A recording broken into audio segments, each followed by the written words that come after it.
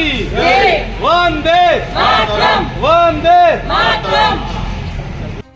નમસ્કાર દર્શક મિત્રો, ધ ઇન્ડિયન ટાઈમ્સમાં આપનું સ્વાગત છે। સઘન મતદાર યાદી સુધારણા 2025 કાર્યક્રમમાં મતદારોને પડતી મુશ્કેલી દૂર કરવા કલેક્ટરને ભાજપનું આવેદનપત્ર।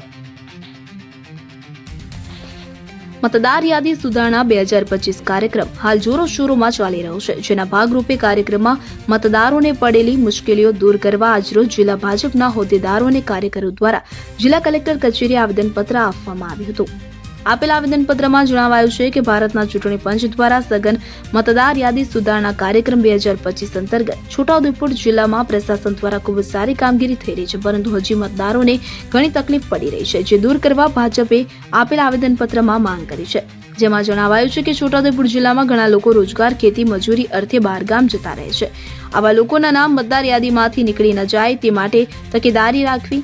છોટાઉદેપુર જિલ્લામાં મોટાભાગે અનુસૂચિત જનજાતિ સમાજની વસ્તી હોય। પુરાવા તરીકે હાલ બેંક પાસબુક, આધાર કાર્ડ, તલાટીનો દાખલો, રેશન કાર્ડ કે શાળાનું એલસીને પુરાવો તરીકે માન્ય રાખવામાં આવે।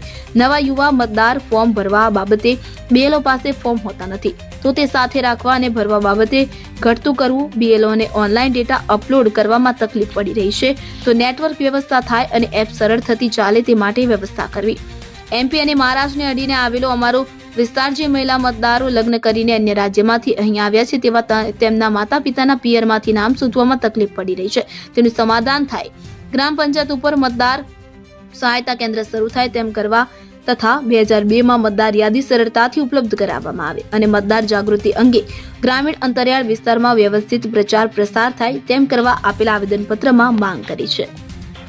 આજે છોટાઉદેપુર જિલ્લા ભારતીય જનતા પાર્ટી દ્વારા સઘન મતદાર યાદી સુધારણા કાર્યક્રમ ચૂંટણી પંચ દ્વારા જે કરવામાં આવી રહ્યો છે, એમાં જે મતદારો જિલ્લા બહાર છે, પોતાની રોજગારી કે મજૂરી અર્થે ખેતમજૂરી માટે બહાર ગયા છે, આવા મતદારોનું નામ મતદાર યાદીમાંથી કમી ન થાય એની કાળજી લેવા માટે તથા આ મતદાર યાદી સુધારણા કાર્યક્રમની અવેરનેસ, જનજાગૃતિ અંતરિયાળ વિસ્તારો સુધી પહોંચે અને ગ્રામ પંચાયતો ઉપર એના હેલ્પ સેન્ટર શરૂ થાય, 2002ની મતદાર યાદી સરળતાથી ઉપલબ્ધ થાય એ પ્રકારની વાત કરવા માટે આજે અમે આવેદનપત્ર આપ્યું છે।